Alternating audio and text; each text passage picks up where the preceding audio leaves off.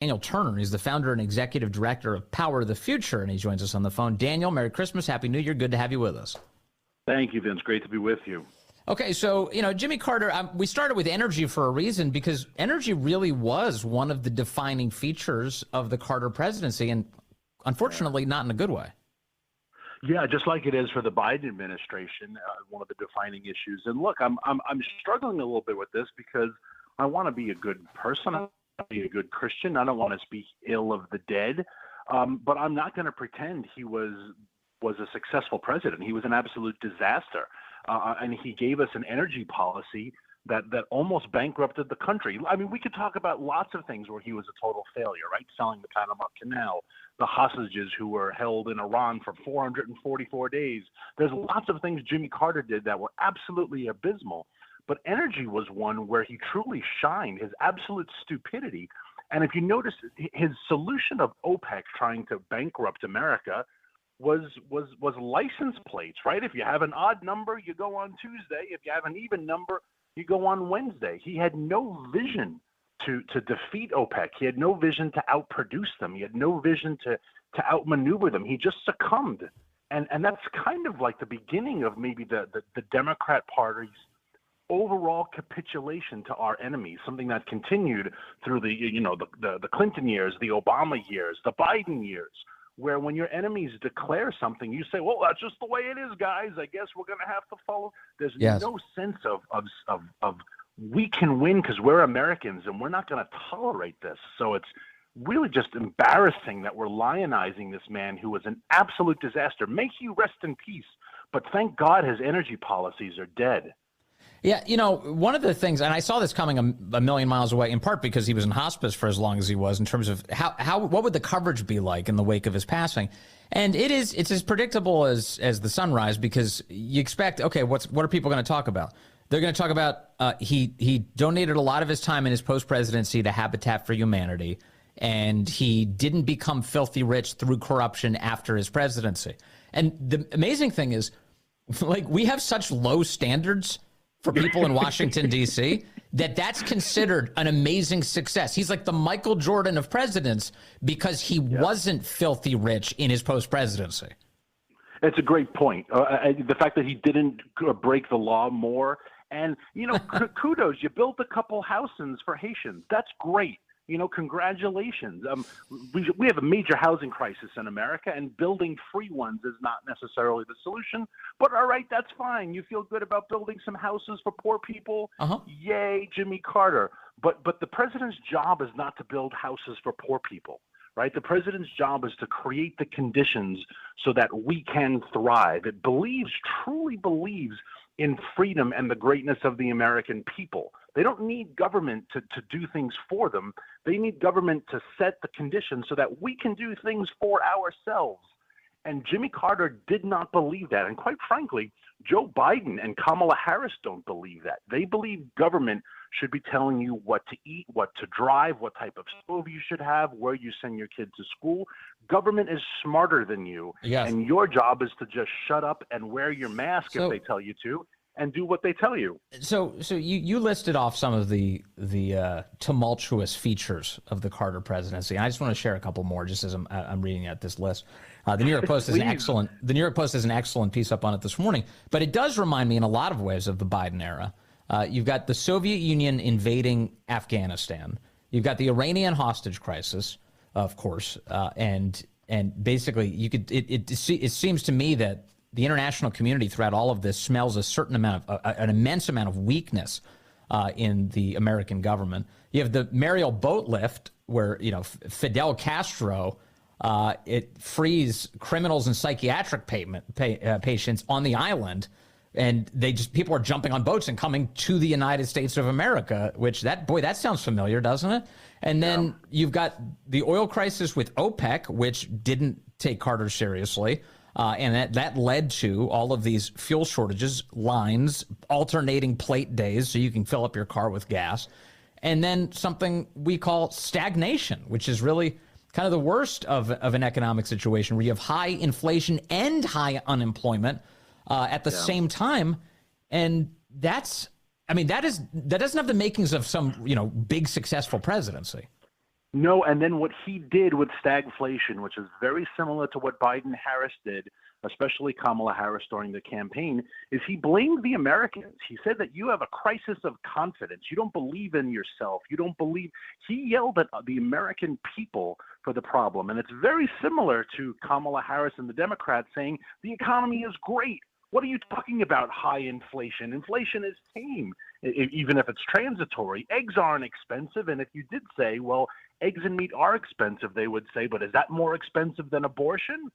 So you were the one at fault for a lousy economy. You were the one at fault for pointing out the fact that things stink. Well, you just reminded me, it was, and to confirm, I looked it up, 1977, Jimmy Carter gives a fireside chat where he tells Americans that rather than use energy in order to keep themselves warm at home, they should consider putting on a sweater. And it was called his sweater speech. He was wearing a cardigan sitting by a fire and telling people, hey, stop using up all this energy. We have shortages. Put a sweater on. And at the height of that, it's because we were going through the radical climate change, although then it was global cooling. Right, this was the height of the next ice age is on its way, and it's all ushered in because of evil fossil fuels. Well, we have the exact opposite now. We have climate global warming because of fossil fuels, and it's the same conditions, right? It's the same. You're the ones at fault. This is all because of you, your behavior, and government's going to save you. Carter's energy policies set America back, but they also gave us Ronald Reagan and his energy policies.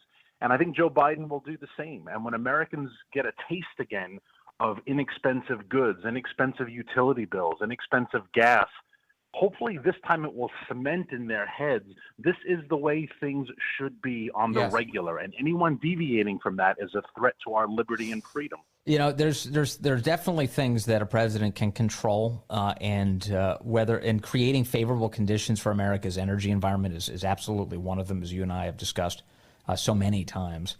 The things that are a little bit outside their control, but definitely influenced by their existence, their policy, and their determination, is really all the foreign stuff. You know, what do world leaders do in the face of President Trump returning to office? And I am hopeful that basically our adversaries around the world and those people who are trying to go toe-to-toe with us have kind of a similar reaction to President Trump's rearrival as say the Iranians did when Ronald Reagan shows up in office and released the hostages immediately.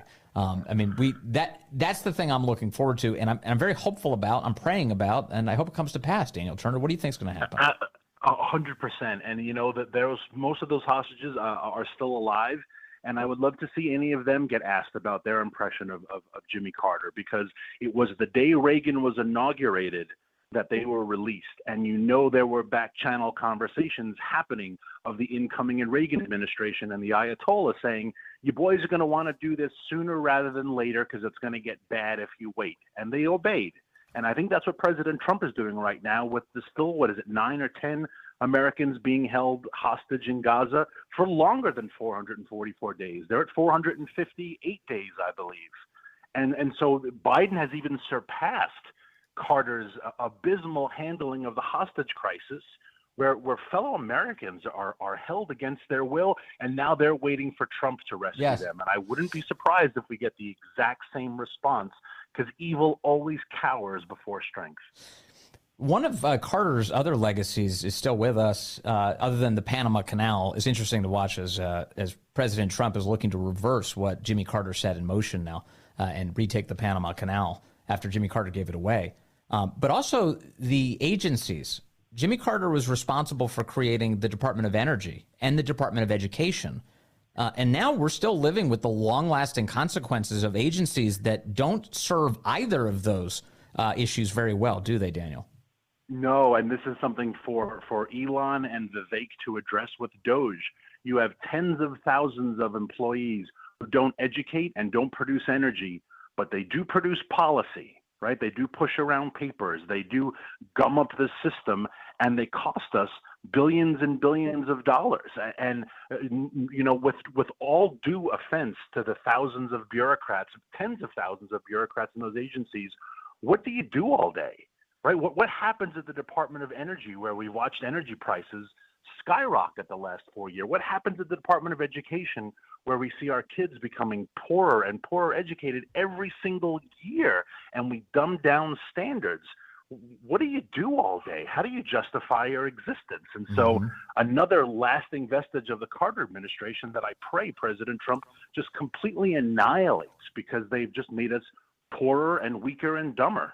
Daniel Turner, obviously we have a lot of criticisms for the Carter era because they're instructive for the one we're living through now. That's why they're so useful to talk about. But yes, one thing that I will say that I want to give him credit for in his post-presidency was in the early 2000s, he was a part of a commission to study the most effective voting laws. It was called the Carter-Baker Commission, done alongside former U.S. Secretary of State James Baker. And the two of them produced a pretty big and important report on how to secure the vote. And it includes like really obvious stuff: use paper ballots, use voter ID, all the things that we constantly talk about as the most effective way to secure and conduct an election. Carter was right about that. The left today, in all of their obituaries for Jimmy Carter, my guess is that detail will not come up in most of them, that he was for an election system you can actually believe in. Maybe that should be the push of the right then, to say the best way to honor Jimmy Carter is to enact all of the reforms he suggested in the voting commission. Look, a broken clock is right twice a day. Kudos to Carter for pointing out the obvious, that it's best if you, like when you go to Costco, you show ID to walk in the door. Maybe we can vote with the same conditions of renting a golf cart, et cetera. So, yeah, that would be a great way to honor the man, by having more secure elections. I have a feeling Joe Biden won't mention that in his eulogy. And boy, that's going to be something to behold. Yes, it will. Speaking of an elderly president. Okay, thank you very much. Daniel Turner, good to have you today, sir. And again, Happy New Year.